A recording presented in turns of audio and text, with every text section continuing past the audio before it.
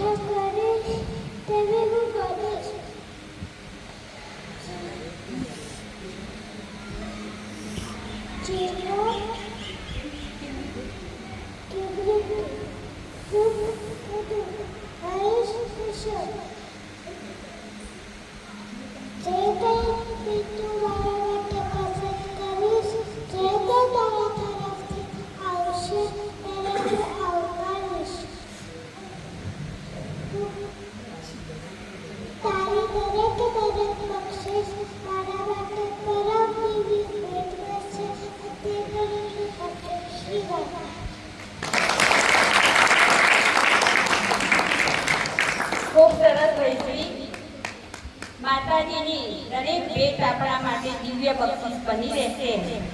હવે આપણા પરિવારના બાળકો, આજે આપણે પરિવારના બધા એકઠા થયા છીએ, જે કાર્યક્રમ કરીએ એ સરસ જ છે અને એ પ્રોત્સાહન રૂપે ખૂબ સરસ જ થશે. આમાં કોઈ કોમ્પિટિશન છે નહીં, આને વધારે સારું બોલ્યું, આને થોડું સારું બોલ્યું, કોઈ જ નથી. બધું માતાજીને અર્પણ એ ભાવે જ આપણે કરીએ છીએ. તો હવે બાળકો પ્રાર્થના ડાન્સ સાથે રજૂ કરશે.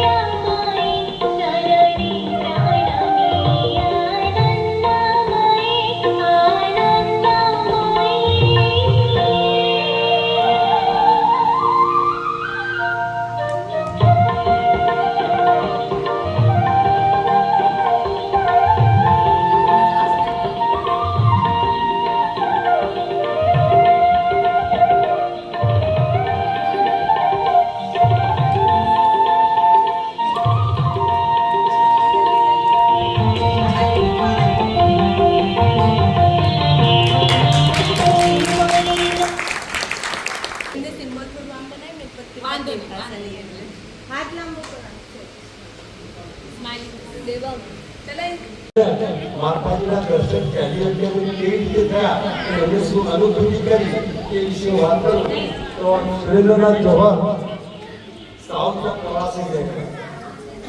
રેલવેના ડબ્બાની અંદર એમને વાપર્યું કે બાજુ એક નહેરુ પાંડિચેરી ગામ છે અને ત્યાં બધા લોકો બહુ આવતા હોય છે. તો યુરોપિયન નારી છે આપણા બંગાળી બાબુ છે, લોકો બહુ પ્રાણ કરવા આવતા છે અને તે કોઈ પણ કામ કરતા સક્સેસ છે. આપણે કેવું છે કે મહારાજે કીધું પગે લાગી થઈ જાય આપણે પહેલા જતા એટલે એને આવી ડબ્બાની અંદર બે વાત કરી. બીજું કે જ્યારે આવતા હતા અહીંયા આ બાજુ તો એનું ચેન્નઈની અંદર હોલ્ડ કરતું. આજે ગાડી ચેન્જ કરવાનું પહેલા ગાડીની વ્યવસ્થા બહુ નથી. આજે 10 વાગે આવતી 10 વાગે બીજી ગાડી જવાની હોય તો નજીક લાગી તો આપણે તો પોંડિચેરી જઈ જઈએ. પોંડિચેરી ગયા પછી આ લોકોનું શું અનુભૂતિ થઈ એના વિશે એ લોકોને કહેવામાં આવ્યું કે 9-10 વાગે આપણે બધા જેના છે પોંડિચેરીના પાછી સમાધિ છે એના પાછળના ભાગની અંદર આપણે બધા બેસીને માતાજી સામે સીડીથી નીચે ઉતરતા હોય અને બધા દર્શન આપતા એ સમયની એમને વાત આપતા. ત્યાં સંપૂર્ણ શાંતિ પ્રવૃત્તિ હતી. મારા ચક્ષુઓ અતિ સુંદર દર્શને જોઈ રહ્યા હતા.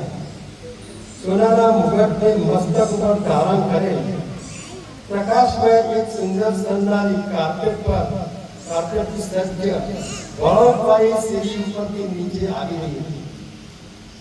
દેખાવમાં ભવ્ય તેજસ્વી કૃપાળુ ચહેરો, આજુબાજુ અને નીચેના અંધકારની ભેદથી એમની ચમકની આંખો આકર્ષક હતી. એમનો શાંત અને સુંદર ચહેરો જે પ્રકાશને ફેલાવી રહ્યો હતો તે સુંદર આકૃતિ ઉપર મારી દ્રષ્ટિ સ્થિર બની. જેમનાથી સમગ્ર વાતાવરણ અતિ પ્રાકૃતિક બનતું હતું.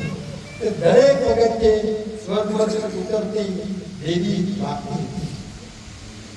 સીડીના વળાંક પાસે ઊભી રહી તેની ખુલ્લી આંખો હોલના સમગ્ર વિસ્તારનું નિરીક્ષણ કરી રહી. માતા ત્યારે દર્શન આપતા દરેક વ્યક્તિની ઉપર નજર કરતા, નજર મિલાવતા અને તે દર્શનાર્થના બધા પ્રણામીઓ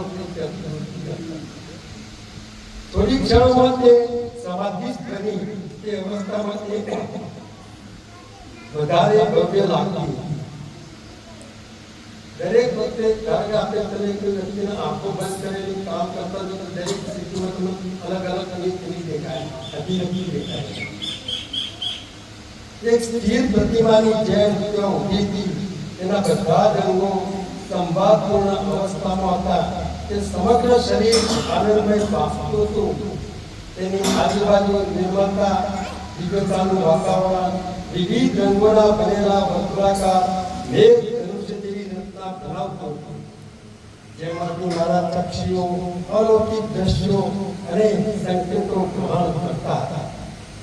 એકાએક તેના હોઠ ઉપર એક સ્મિત જોવા મળ્યું. તેના ગાલ, આંખો, સમગ્ર ચહેરા પર પ્રકાશ જીતી ઉઠ્યો. સ્મિત જાણે પુષ્પની જેમ ખીલી ઉઠ્યું અને કૃતજ્ઞતાથી સભર અને તેની ઉપર મીઠ માંડી રહેલા ભક્તો ઉપર આશીર્વાદ અને કૃપાની પોખડીઓ વરસી રહી. એકાએક તે ઉપર જવા લાગી. તેનું પાછા ફરવું એટલું આનંદમય અને રહસ્યમય હતું જેટલું તેમનું આગમન મારી દ્રષ્ટિએ સ્વર્ગીય પદ ઉપર દિવ્ય આકૃતિને થોડી ક્ષણો માટે નિહાળી. પહેલી વાર આ માતાજી મામાએ કીધું એમ સીડી ઉપરથી ઉતરતા હતા. Descent of the mother. માતાજીને જોઈને એમને પોતાનું સર્વસ્વ સમર્પણ કરી દીધું અને કીધું કે મેં મારું હૃદય ખોઈ દીધું પણ જીવન મેળવી લીધું. અને ત્યાંથી સુરેન્દ્રનાથ જૌહરે માતાજીના ચરણોમાં જ બધું અર્પણ કરી દીધું. એ પ્રસંગમાં તો સુરેન્દ્રનાથ જૌહર બધા માતાજી બધા બાળકોને બધાને દર્શન આપે, એમની જોડે વાત કરે એટલે એક વાર કીધું માતાજી તમે મારા એકલાના જ માં છો. માતાજી કે ના બેટા, હું તો આખા જગતની જગત જનની છું, તારા આવો ભાવ કદી રાખવાનો નહીં. અને એ સુરેન્દ્રનાથ જૌહરની દીકરી તારા દીદી એમણે પણ દિલ્હી બ્રાન્ચમાં શ્રી અરવિંદ કેન્દ્રમાં બહુ મોટું યોગદાન આપ્યું છે અને અત્યારે સૌથી સરસ એક્ટિવિટી એ દિલ્હી બ્રાન્ચમાં થઈ રહી છે. હવે માતાજીના પ્રથમ દર્શન કર્યા હોય એ સાધકોને એ વખતે કેવી અનુભૂતિ થઈ એના વિશે બોલશે સુધામાસી. એ મિસ દત્તાને 1924 નવેમ્બરે શું અનુભૂતિ થઈ એ વિશે આપણને કહેશે.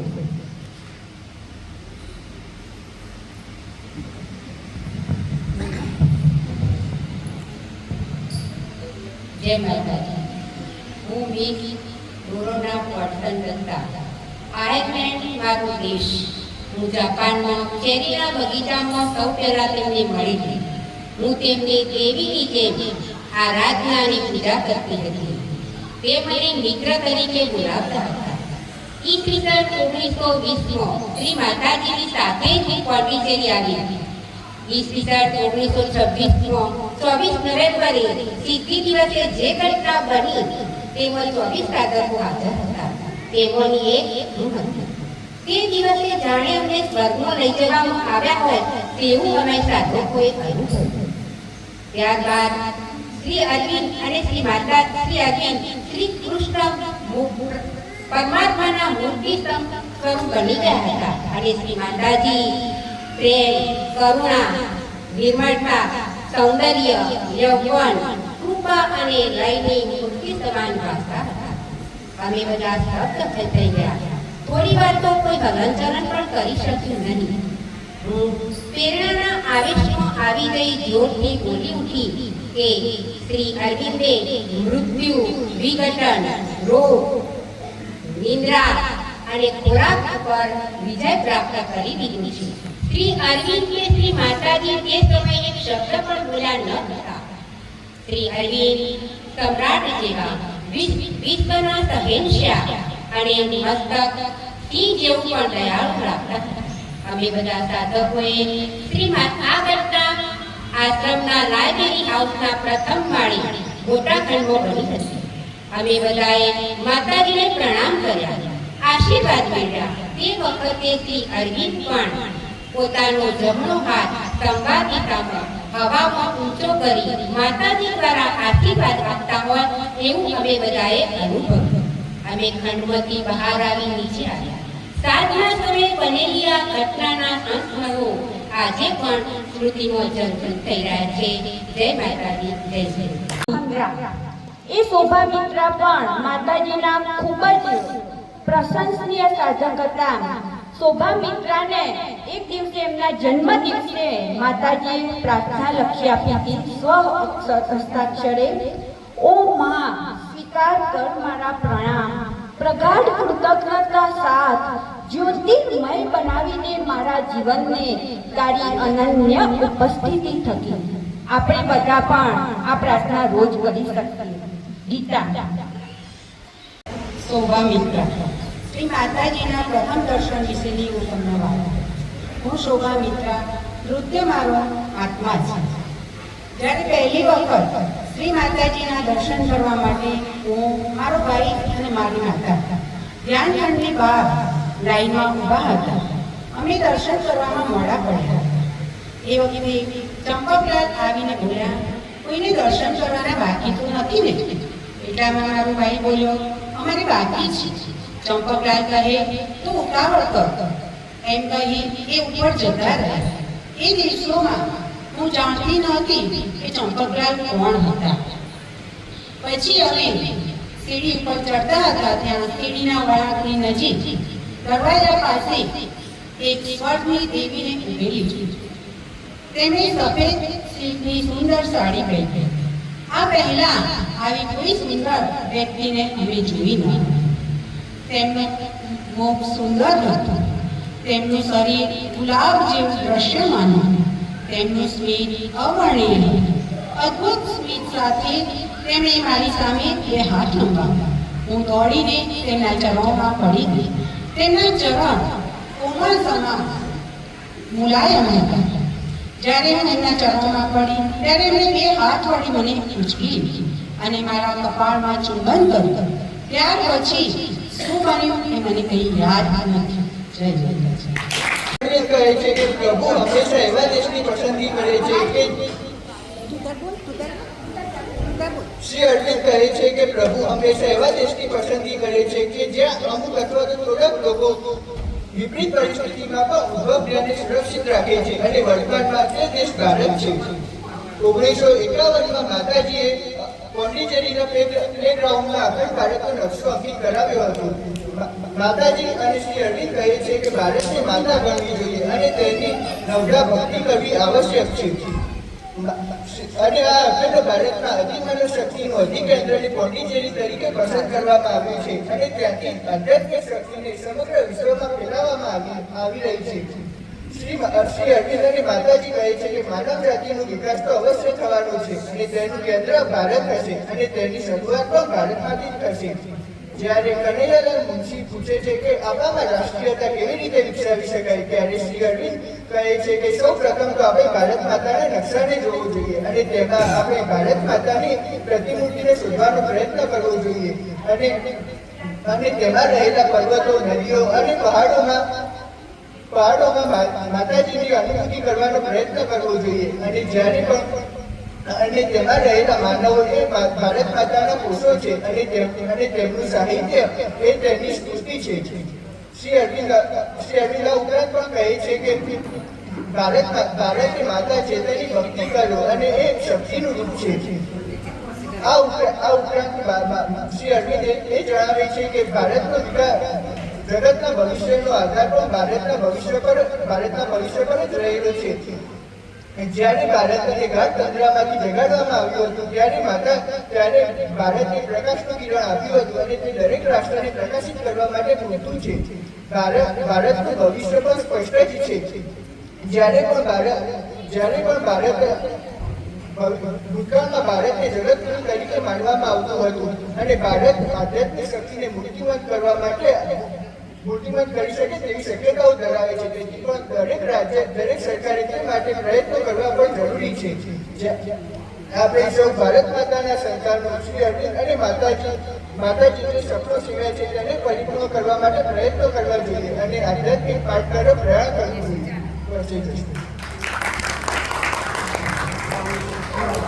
તો કેટલા લોકો ઓળખતા ભગવાન છે? હા, બહુ 5 માણસો ઓળખતા હતા કૃષ્ણ ભગવાન હતા. તો આપણે તો આ જન્મની અંદર શ્રી અરવિંદને ઓળખી શકીએ. એ મોટો પુત્ર છે આપણા માટે. એ રામજીમાનો છે બરાબર. હા, બરાબર ને? કુટુંબની અંદર જે કિશન મળીને આવ્યા છે એ બધા પ્રભુના જ માણસો છે.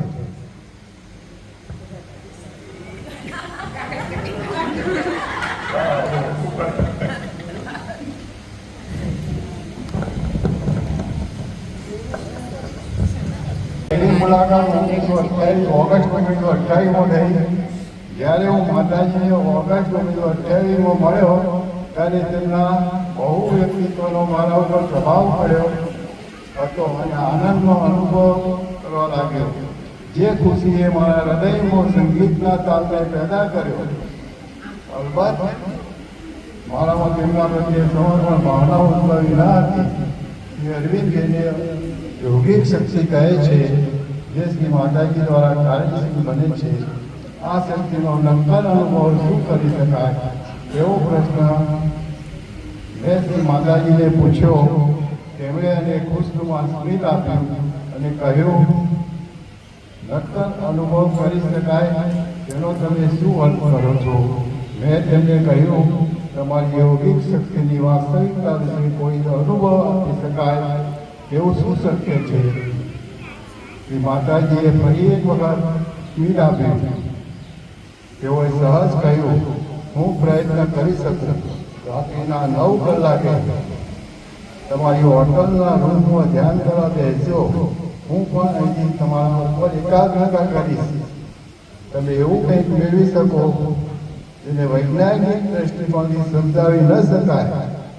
તેથી હું ધ્યાન માટે આત્મવિશ્વાસથી બેઠો. ખરેખર હું ઘણી વસ્તુઓ જોવાની આશા રાખી રહ્યો હતો.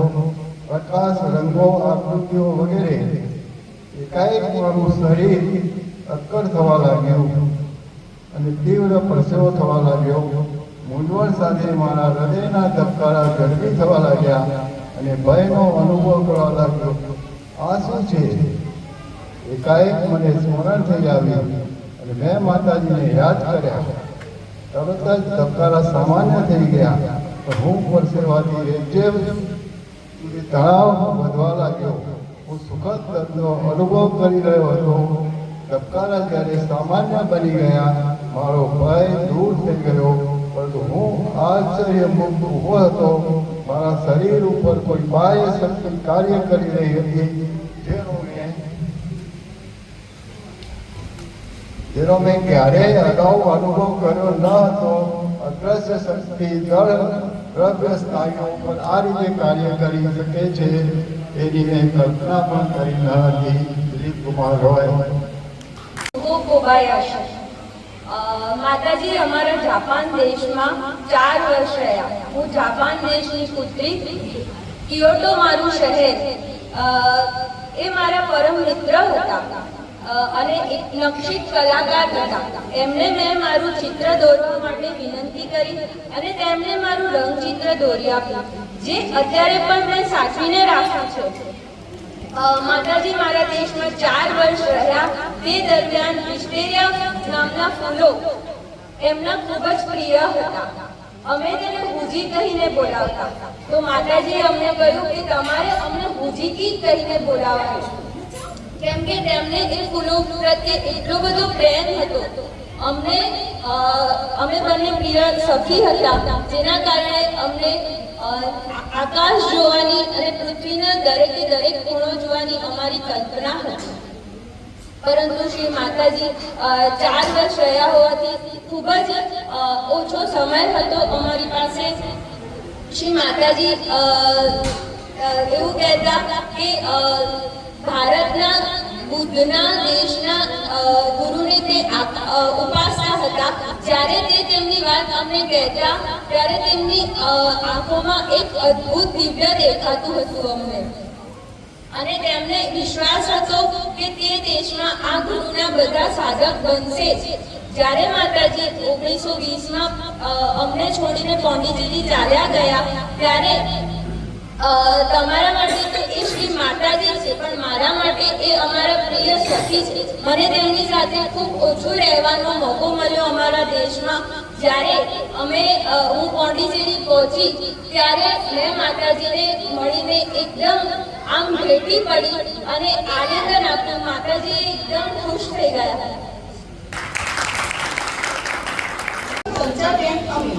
મારા થોડા ઘણા પણ ખૂબ મજાના સંસ્મરણો છે. હું પોંડિચેરી જવા નીકળી એટલે મુંબઈથી આગળ કઈ ભાષા સમજાય નહીં. ફક્ત ગુજરાતી અને ભાગેલું તેવું હિન્દી જ આવ્યું. હિંમત મારું કામ. ચંચલબેન મારું નામ, હિંમત મારી ઓળખાણ. ભૂલથી ખોટી ટ્રેનમાં ચડી ગઈ. સવારે બીજા દિવસે 6 વાગે પોંડિચેરી ઉતરી. ત્યાં અંબુભાઈ પુરાણી મને શ્રી અરવિંદ પાસે લઈ ગયા. શ્રી અરવિંદના પગ પાસે બેસી માથું એના ચરણોમાં નમાવી શ્રી અરવિંદે પ્રણામ કર્યા. શ્રી અરવિંદે મારા માથા ઉપર હાથ મૂક્યો અને બધી જ વાત ભૂલાઈ ગઈ. મારું હૃદય ખાલી થવા લાગ્યું અને શ્રી અરવિંદે મારી વાત છૂટી લીધી. માતાજીએ મને શાક કાપવાનું કામ ગોઠવી દીધું અને અંગ્રેજી શીખવવાની પણ વ્યવસ્થા કરી દીધી. આપણા સાધકો તો જાણે બે પુરુષ જેવા લાગ્યા. આ પોતપોતાના કામમાં ઓતપ્રોત, કોઈ વાતની આપ લે નહીં. તેઓને તો જાણે માતાજીએ સ્વર્ગમાંથી અહીં પૃથ્વી ઉપર ઉતાર્યા હોય એવા લાગ્યા. આપણા આવા હતા માતાજી. આ માતાજીને શક્તિથી જ બધું અહીં ચાલે છે. જય માતાજી. કાંતાબેન, કૃષ્ણાબેન, બધા પરિવારના સભ્યો સૌને જય માતાજી, જય શ્રી કૃષ્ણ.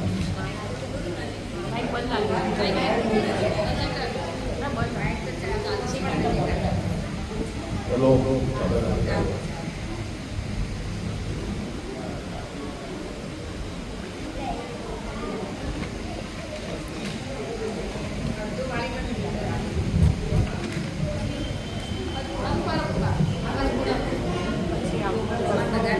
પરંતુ પોંડિચેરી જવાનું છે તે પહેલા શ્રી વડોદરામાં ચૂંટણી જોયેલા ચોપડેલા અને રાષ્ટ્રીય ચળવળના નેતા તરીકે સ્વીકારેલા એ ખરું, પરંતુ મારી એમની અંગત મુલાકાત અગાઉ કરવી જોઈએ નથી. વર્ષ 1918 પોંડિચેરી હું આર્યના પુસ્તકોનું ને બે ચાર કપડાનું બનેલું મોટું ચૂંટણીને આર્ય ઓફિસમાં પહોંચી ગયો.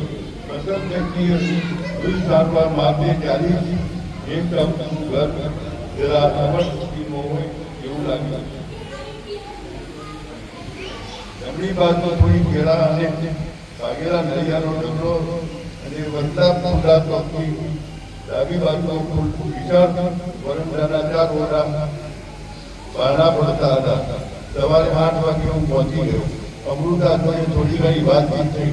સૂર્ય ચક્રવર્તી જોડે પણ શ્રી અરવિંદને 3 વાગે મળવાનું હતું. અમૃતાએ ઘરના બધા માણસો મને પપૈયું આપ્યું, તેમાંથી મને થોડું આપ્યું.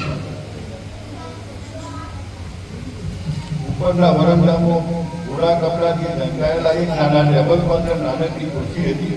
તેના ઉપર શ્રી અરવિંદ બેઠા હતા. દાદર કરીને ઉપર ગયો. પ્રથમ દર્શને જાણે કોઈ આધ્યાત્મિક વૃત્તિ એમના ચહેરાની આજુબાજુ હોય એવું તેમ લાગ્યું. એમની દ્રષ્ટિ વેદક હતી. થોડી વાર પોતે મૌન થયા. પછી મને દાદા વિશે પ્રશ્નો પૂછ્યા.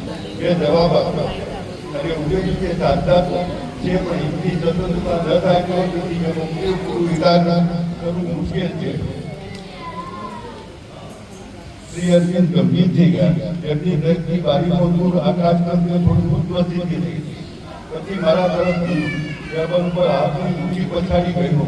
કાલે સવારે મને ઉગવાની જેટલી ખાતરી છે તેટલી જ નક્કી એ ઘટના છે. હિન્દી સ્વતંત્રતા હુકમનું તો ક્યારનું થઈ ગયું છે. એને આવતો બહુ વાર નથી લાગવાની. હું એમને પગે લાગ્યો. એ દિવસે રાત્રે ગાડીનો 2-2.5 વર્ષ પછી શાંતિપૂર્વક ઊંઘી શક્યો અને સદા સ્મરણમાં મુકાઈ ગયું.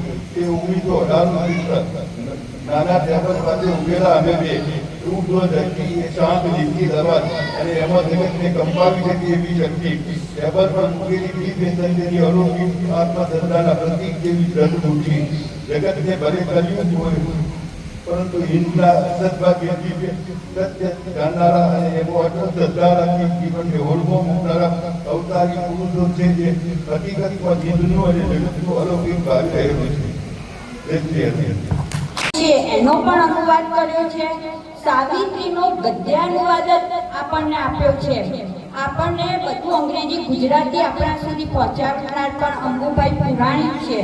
એક પ્રસંગે એક પુસ્તકમાં અનુવાદ કરતા હતા ત્યારે એમને કોઈ જડું નતું રહ્યું. એમને લાગતું હતું કે હું આ વસ્તુમાં પરફેક્ટ અનુવાદ નથી કરી રહ્યો.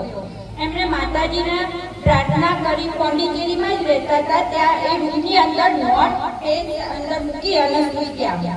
સવારે એમની નોટની અંદર એમનો જે અનુવાદમાં જે ખૂટતું હતું એ લખાઈ ગયું હતું. એ માતાજીની કૃપા હતી.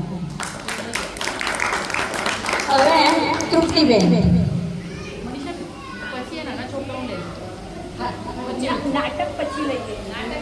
આપણે શ્રી અરવિંદ અને શ્રી માતાજીના પુસ્તકો વારંવાર વાંચીએ છીએ અને તેમાં તે દિવ્ય અવતરણોની વાત આવે છે.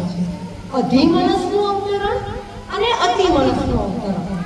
આપણા જાગ્રત મન વડે આ બંને શબ્દો આપણને ખૂબ અઘરા લાગે છે. છતાં આજે હું આ બે અવતરણો વિશે તમને થોડુંક સમજાવવાનો પ્રયત્ન કરીશ. આજે આપણે સૌ સિદ્ધિ દિવસના શતાબ્દી પર્વ નિમિત્તે ઉજવણી કરવા માટે ભેગા થયા છીએ. તો પહેલી વાત સિદ્ધિ દિવસની.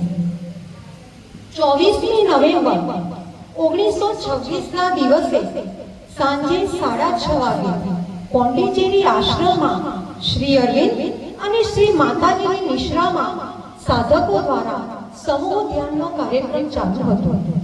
તે સમયે રોજ કરતા કંઈક અલગ જ વાતાવરણ સર્જાયું હતું. ઘણા બધા સાધકોને દિવ્ય અનુભૂતિ થઈ ગઈ. તે દિવસે અધિમનસ ચેતનાનું અવતરણ થયું હતું. એટલે કે શ્રી કૃષ્ણ ભગવાનની ચેતના શ્રી અરવિંદના કોષે કોષમાં ઉતરી આવી હતી. શ્રી અરવિંદની સાધનાની આ એક મહાન સિદ્ધિ હતી.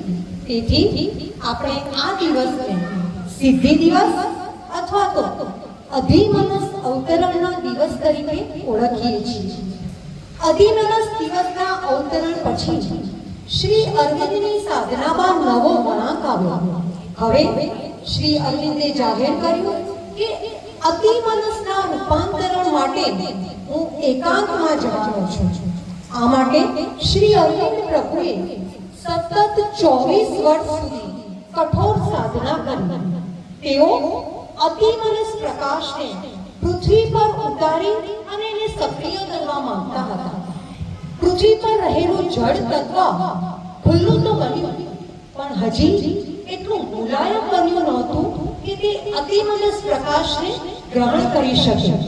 આ માટે જરૂર હતી એક સમર્થ આધારની.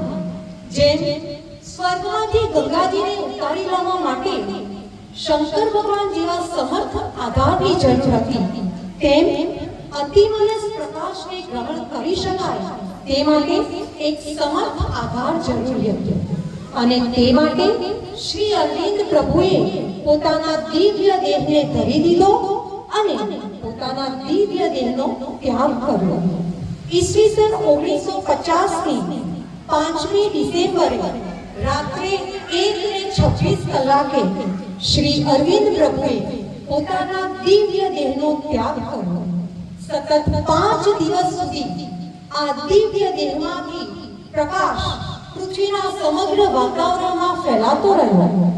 આ પહેલા શ્રી અરવિંદે શ્રી માતાજીને આદેશ કર્યો હતો કે હું જ્યારે મારા દેહનો ત્યાગ કરું ત્યારે તમારે અહીં રહીને અતિમનસ પ્રકાશના અવતરણ અને રૂપાંતરણના આપણા યોગને સિદ્ધ કરવાનો છે.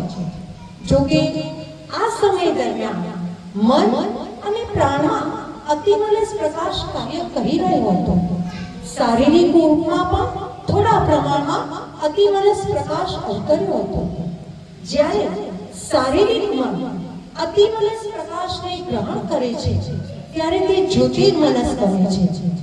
શ્રી અરવિંદ પ્રભુએ જ્યારે પોતાના દિવ્ય દેહનો ત્યાગ કર્યો ત્યારે એમના શરીરમાં રહેલું આ જ્યોતિર્મનસ શ્રી માતાજીમાં ઉતરી આવ્યું. અને શ્રી માતાજીમાં ઉતરી આવેલા આ જ્યોતિર્મનસે શરીરના કોષાઓના રૂપાંતરણની ક્રિયા ચાલુ કરી.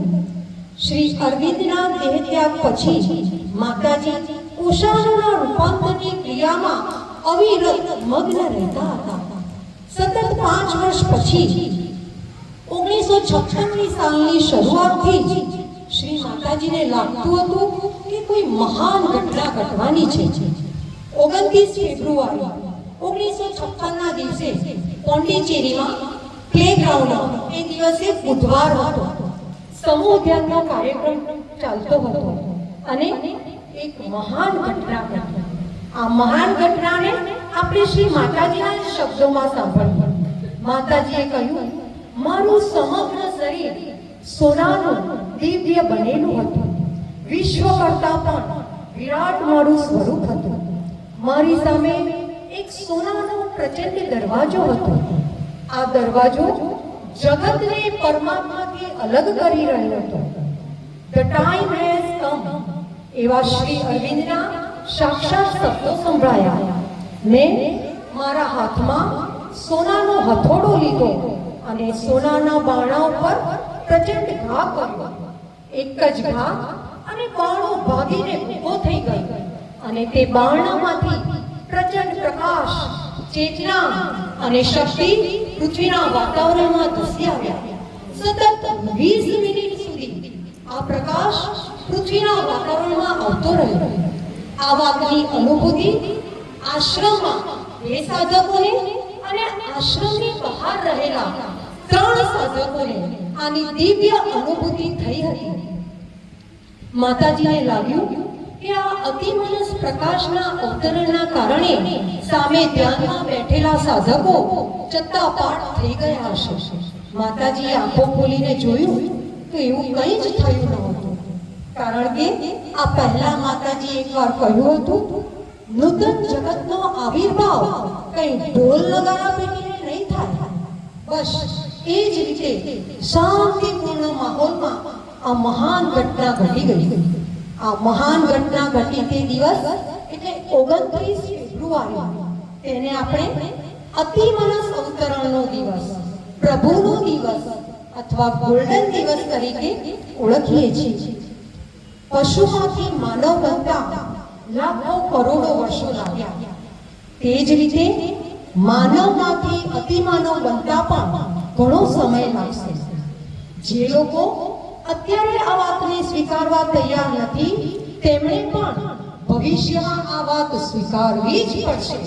હા, પરિવર્તનમાં સમય જરૂર લાગશે. આપણે બધા શ્રી રામજી દાદાના પરિવારના સભ્યો અહીંયા ભેગા થયા છીએ.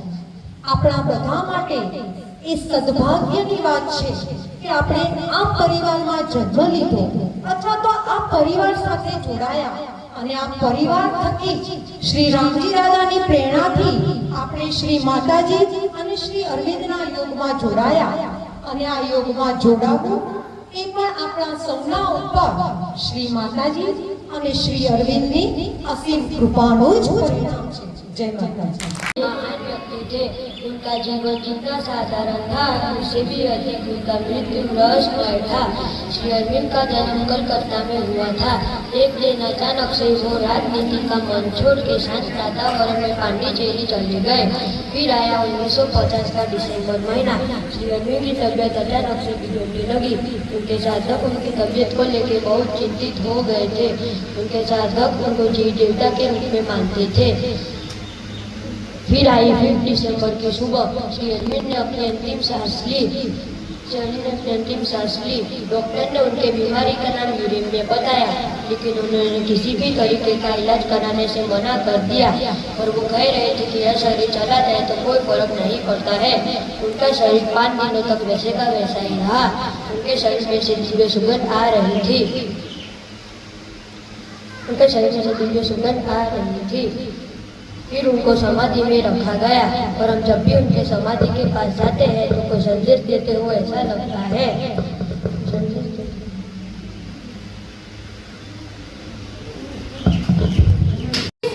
1968 ફેબ્રુઆરી 28મી વિશ્વ એકતાના પ્રતીક એવા ઓરોવિલનો પાયો નાખવામાં આવ્યો.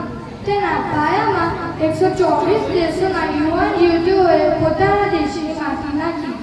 વિવિધ દેશોના મનુષ્યોની એકતાના પ્રતીક એવા રૂપ શિવલિંગ આકારનો સંગે મરમરનો મહાપાત્ર જેમાં માટી રહેલી છે તે ઓરોવિલના મધ્યમાં રાખવામાં આવેલું છે. શ્રી માતાજીએ ઓરોવિલના મુદ્રા લેખમાં સ્પષ્ટ જણાવ્યા છે. ઓરોવિલ કોઈ પણ વ્યક્તિનું નથી, તે સમગ્ર માનવ જાતિનું છે.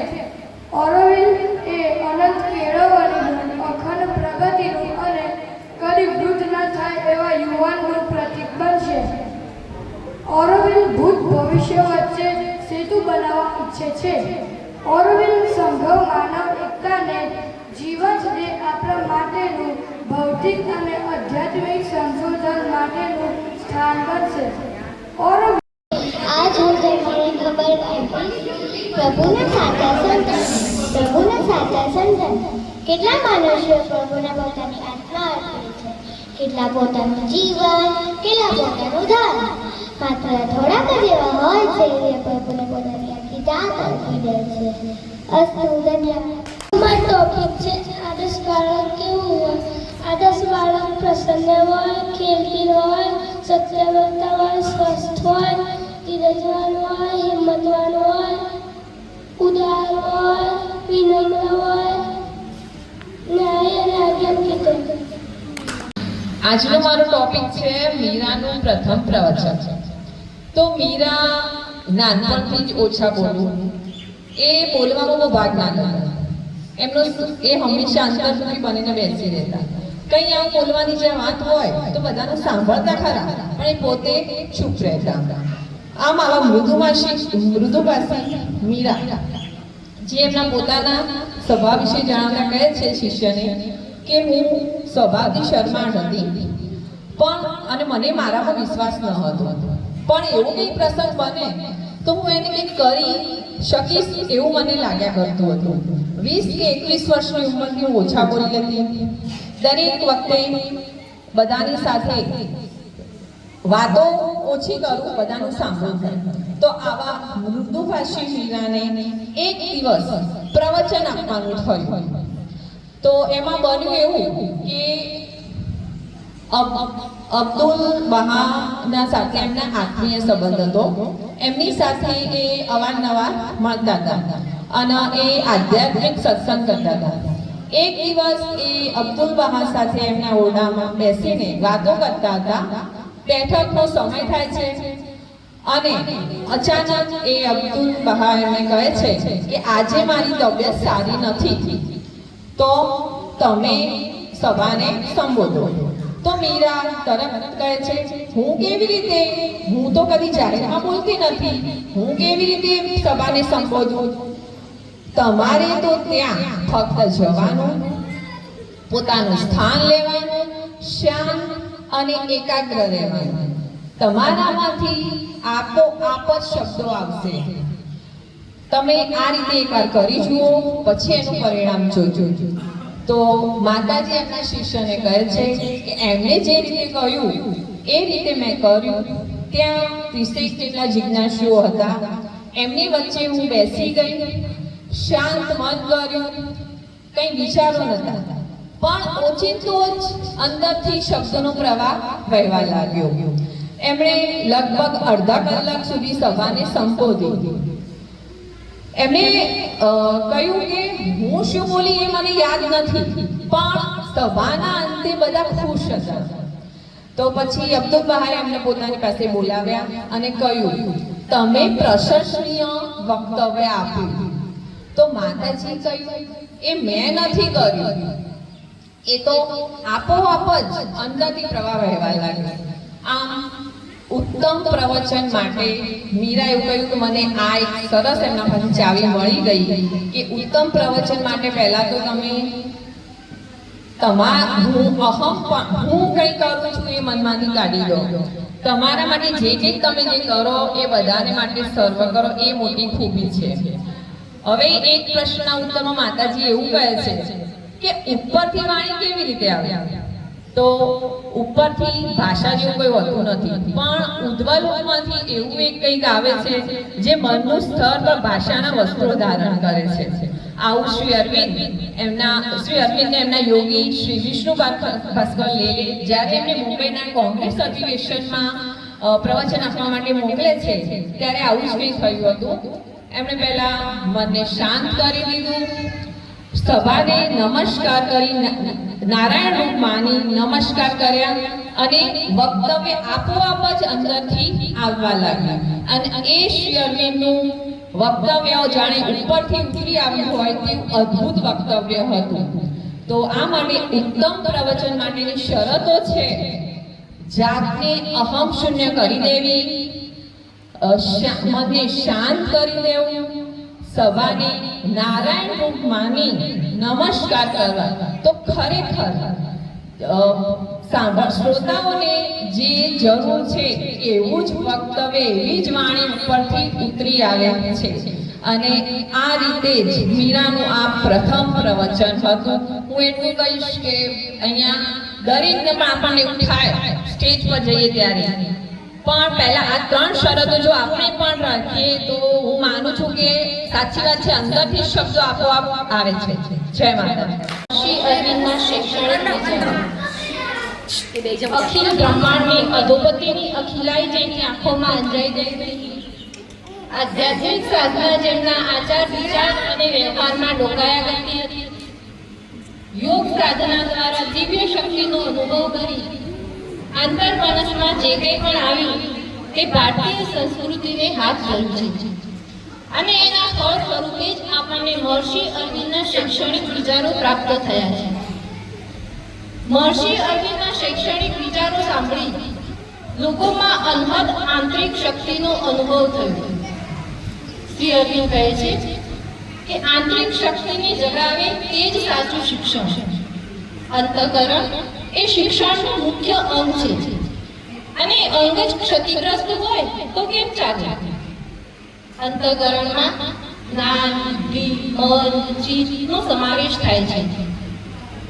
શિક્ષણ દ્વારા વ્યક્તિમાં શારીરિક, માનસિક, આધ્યાત્મિક, બૌદ્ધિક, ભાવનાત્મક વિકાસ થવો જોઈએ.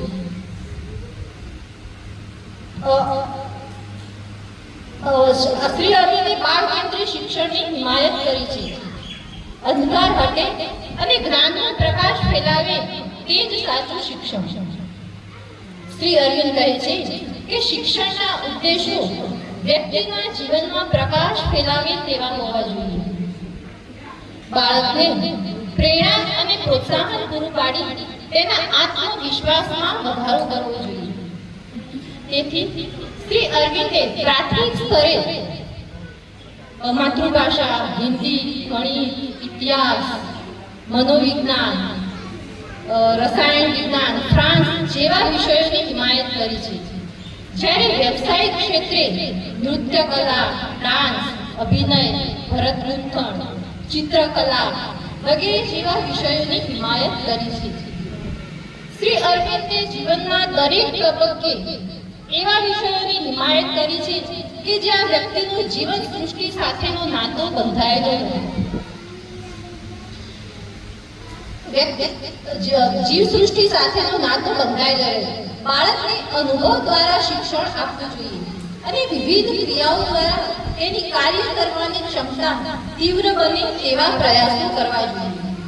બાળકને પ્રેરણા અને પ્રોત્સાહન પૂરું પાડી તેના આત્મવિશ્વાસમાં વધારો કરવો જોઈએ. બાળક પોતાની મર્યાદાઓ વિશે જાણે અને તેનો ઉકેલ સ્વયં કરવા પ્રયત્નશીલ બને તેવા પ્રયત્નો આપણે કરવા જોઈએ. બાળકને ઉપર જ્ઞાન લાદવાનું નહીં, પરંતુ તેનો પથદર્શક બની તેની સમસ્યાનો ઉકેલ શોધવાનો પ્રયત્ન કરીએ અને માનવને પૂર્ણ માનવ બનાવવાનો આપણે પ્રયત્ન કરીએ.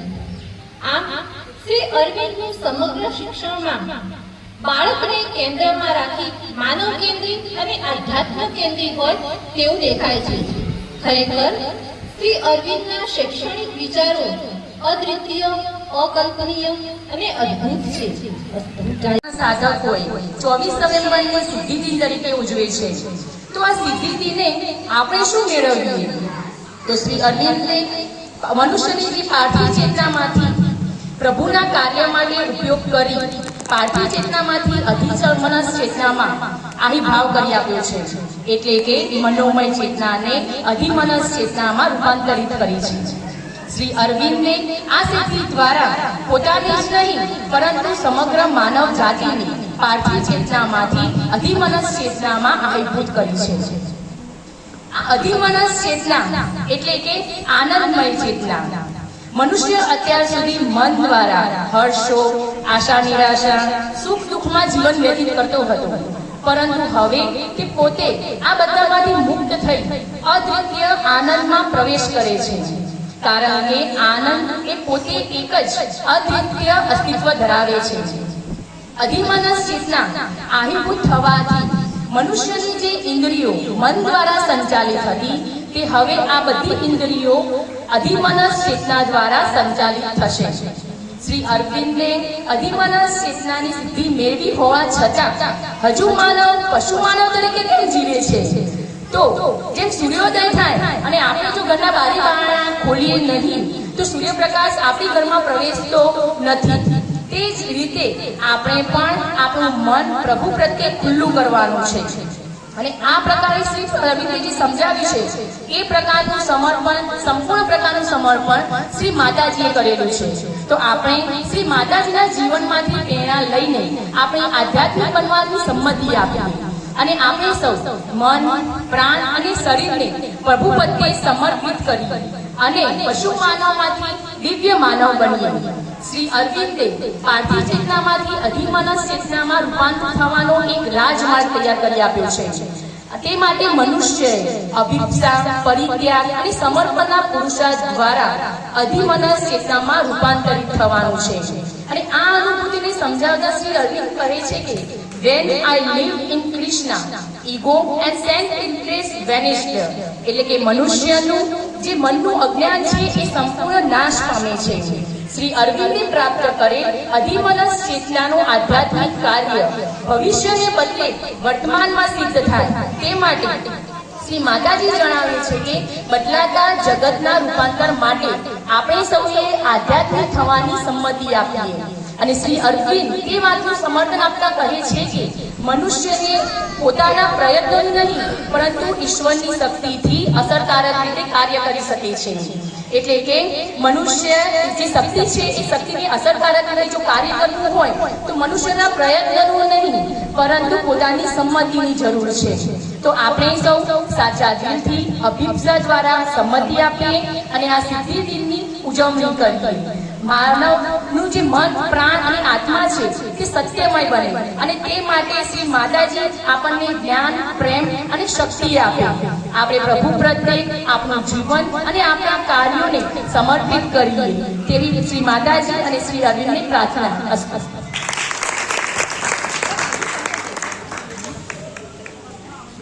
બધા મહેસાણા શ્રી અરવિંદ કેન્દ્રના આદ્ય સ્થાપક પૂજ્ય રામજી દાદાને મારા શત પ્રણામ. અહીંયા બેઠેલા વડીલો, ભાઈઓ, બહેનો અને નાના ભૂલકાઓ, આજનો મારો વિષય છે અધિમનસ સિદ્ધિની ઘટના અને તેની અનુભૂતિ. નવેમ્બર મહિનાની શરૂઆતથી જ સૌ સાધકો જાણે સમગ્ર વાતાવરણમાં ઉગ્ર શક્તિનું દબાણ થઈ રહ્યું હોય તેવું અનુભવી રહ્યા હતા. હવે દિવ્ય શક્તિનું અવતરણ જલ્દીથી થશે એવું સૌને લાગી રહ્યું હતું. 24મી નવેમ્બર 1926ના રોજ 5:30 કલાકે માતાજીએ સૌ સાધકોને તાકીદનો સંદેશો મોકલ્યો કે સૌ સાધકો જલ્દીથી વરંડાના ધ્યાનખંડમાં એકત્રિત થઈ જાય. ત્યારે કેટલાક સાધકો સમુદ્ર કિનારે ફરવા ગયા હતા તો કેટલાક સાધકો પોતાની નિત્ય પ્રવૃત્તિમાં વ્યસ્ત હતા. તે વખતે સાધકોની સંખ્યા 24 હતી. તેથી એકથી બીજાને અને બીજાથી ત્રીજાને સંદેશો મળતા વાર ન લાગી. સૌ લગભગ 6:30 કલાકે સાંજે ધ્યાનખંડમાં એકત્રિત થઈ ગયા. તે વખતે નવેમ્બર મહિનો એટલે 6:30 અંધારું થઈ જાય. સૌ સાધકો એકત્રિત થયા ધ્યાનખંડમાં અને શાંતિથી બેસી ગયા. શ્રી અરવિંદની બેસવાની જે ખુરશી હતી તે ખુરશીની પાછળની ભીંતમાં તેમને આવવા માટેનો દરવાજો હતો. એ બારણા ઉપર એમને કાળો રેશમી કલરનો પડદો લટકાવેલો હતો. એ પડદાની અંદર સોનેરી ભરત ભરેલા ચીનના 3 રાક્ષસી પ્રાણીઓ એટલે કે ડ્રેગન એની અંદર દર્શાવેલા વ્યાપેલા હતા, જેઓ એકબીજાના પૂંછડે અડકીને વ્યાપેલા હતા. ચીનમાં એવી ભવિષ્યવાણી છે કે જ્યારે પૃથ્વી, આકાશ અને અંતરિક્ષમાં વ્યાપેલા વિરાટ તત્વનો ખ્યાલ એકબીજાને આવશે ત્યારે પૃથ્વી પર સત્ય પ્રગટ થશે. તેથી આ પડતો સાર્થક હતો. વાતાવરણમાં ખૂબ શાંતિ અને ગહન મૌન વ્યાપેલું હતું. બધા શાંતિથી શ્રી અરવિંદ અને શ્રી માતાજીની આગળની રાહ જોઈ રહ્યા હતા. આ વાતાવરણની અંદર, ગહન શાંતિની અંદર જાણે કે કોઈ મહાસાગર નીચે ઘસી આવતો હોય એવું સૌએ અનુભવ્યું. આ વાતાવરણમાં જાણે કોઈ ઉર્ધ્વ શક્તિ નીચે આવવા માટે દબાણ કરતી હોય મસ્તક પરથી એવું સૌએ અનુભવ્યું. શ્રી અમુભાઈ પુરાણી એમના અનુભવનું વર્ણન કરતા કહે છે કે સમગ્ર વાતાવરણ વિદ્યુત શક્તિના આંદોલનોથી સભર થયું હોય એવું સૌએ અનુભવ્યું. આ ગહન શાંતિ અને મૌનના વાતાવરણમાં એક નવો જ ટકોરાનો અવાજ બારણા પાછળથી આવ્યો. સૌની નજર બારણા પર ચડાઈ ગઈ. બારણું ખોલ્યું. ધીમા અને ગંભીર પગલે માતાજી આગળ આવ્યા. એમની પાછળ શ્રી અરવિંદ આવ્યા. શ્રી અરવિંદ પોતાની ખુરશી પર બેઠા. તેમના જમણી બાજુ નાના સ્ટૂલ પર શ્રી માતાજી બિરાજ્યા. તેમની દિવ્ય હાજરીથી વાતાવરણમાં ગહન મૌન વ્યાપેલું હતું. આ ગહન મૌનના વાતાવરણમાં સૌ સાધકોએ એકાગ્ર બની ધ્યાન કર્યું. આ ધ્યાન પૂરી 45 મિનિટ સુધી ચાલ્યું. ધ્યાનની ક્રિયા બાદ દરેક સાધકે ઊભા થઈ શ્રી માતાજીના પગે લાગ્યા. માતાજી અને શ્રી અરવિંદે બધાને આશીર્વાદ આપ્યા. જ્યારે સાધક ઊભા થઈને શ્રી માતાજીને પગે લાગતા ત્યારે શ્રી અરવિંદનો હાથ પણ સંવાદીપણે, જમણો હાથ સંવાદીપણે ઊંચો થતો, જાણે કે માતાજી દ્વારા શ્રી અરવિંદ પોતે જ આશીર્વાદ આપી રહ્યા હોય એવું સૌએ અનુભવ્યું. પ્રણામની ક્રિયા બાદ સૌ સાધકોએ ખુલ્લી આંખે એ જ નીરવતામાં ફરીથી ધ્યાન કર્યું. ધ્યાન તો બધા દરરોજ કરતા હતા, પણ આ ધ્યાન એક અનોખું જ ધ્યાન હતું. કેટલાક સાધકોએ આમાં ખુલ્લી આંખે દિવ્ય પ્રકાશના દર્શનો કર્યા. કેટલાક સાધકોએ મસ્તક પર તેજોમય વલણ અને અનુભવ શક્તિનું દબાણ અનુભવ્યું. આ વાતાવરણની અંદર સૌ પોતપોતાની અનુભૂતિમાં વ્યસ્ત અનુભવી રહ્યા હતા. ત્યારે શ્રી અંબુભાઈ પુરાણી એમ કહે છે કે આ વાતાવરણની અંદર કોઈ મહાન આધ્યાત્મિક કાર્યનો વડના અંકુરની પેટે અંકુર ફૂટ્યો હતો અને એ નિસંદેહ હતો. આ ઘટના ખરેખર એક અનોખી જ ઘટના હતી. શ્રી માતાજી એ પછી અંદર ગયા અને ત્યારબાદ શ્રી સંસ્થા ઓટસન બોલિવૂડની આંતરપ્રેરણા થવાથી કે આ ઘટના આજે જાણે સ્થૂળ ભૂમિકા પર ભગવાનનું અવતરણ થયું છે અને એની દિવ્યવાણી ખરેખર સાચી જ હતી. કારણ કે શ્રી અરવિંદના દેહમાં ઉદ્ભુત શક્તિ શ્રી કૃષ્ણમાં મૂર્તિબંધ થઈ હતી. એ જ દિવ્ય શક્તિ શ્રી અરવિંદના દેહમાં ઉતરી આવી હતી. તેથી શ્રી અરવિંદના જીવનમાં જે આ દિવ્ય શક્તિ ઉતરી આવી હતી તેમના જીવન કાર્યમાં વિજયના પ્રતિકરૂપ હતી. તેથી આ દિવસને 24 નવેમ્બરના દિવસને સિદ્ધિ દિવસ ગણી જન્મદિવસ જેટલું જ મહત્વ આપી આ દિવસને દર્શન દિવસમાં સમાવવામાં આવ્યો છે. શ્રી માતાજી સાથેના વાર્તાલાપો એ સ્મૃતિબદ્ધ કરેલા છે શ્રી મોના સર્કલ દ્વારા. તે પુસ્તકનું નામ છે જસુદ્ધિ અને એનો અનુવાદ પરમ પુસ્તકમાંથી ખરીદેલું છે.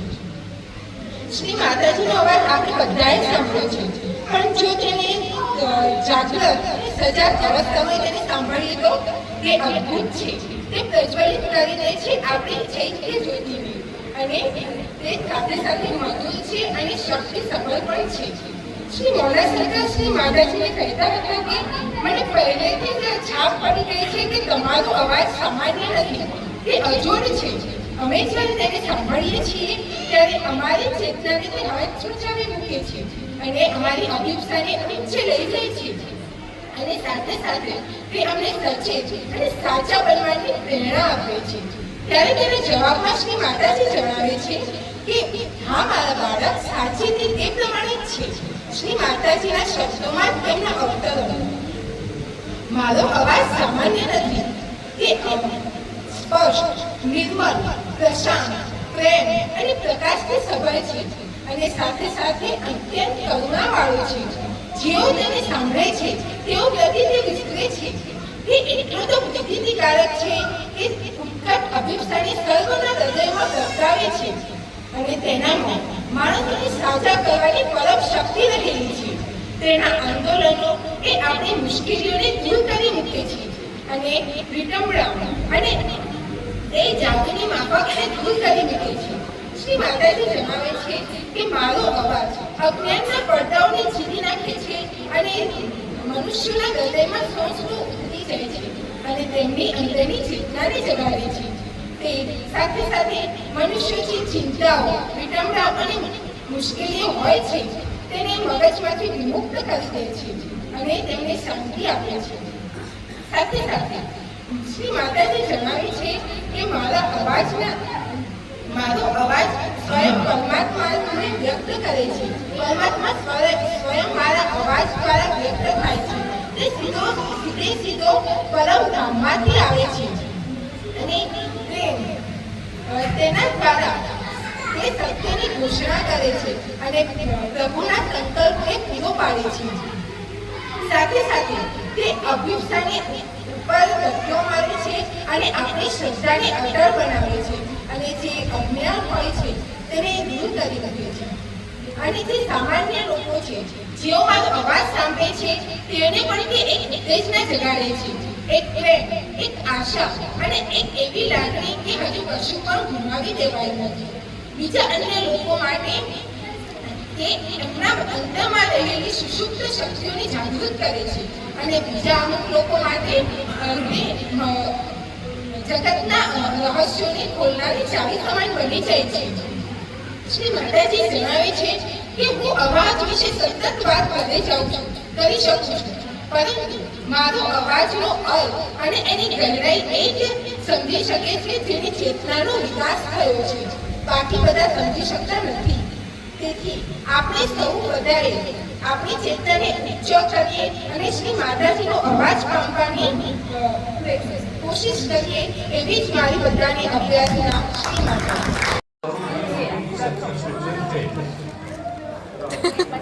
સાચા હૃદયની અભિલાષા રાખો, તમે એક દિવસ પ્રેમ અનુભવશો અને એક દિવસ પ્રેમ બનશો. પ્રેમ ઈશ્વરમાંથી સીધી ઉતરતી શક્તિશાળી સંબંધ છે. અતિ શુદ્ધ અને અતિ શક્તિશાળી સંબંધ લી અને ગ્રહણ કરી શકે છે.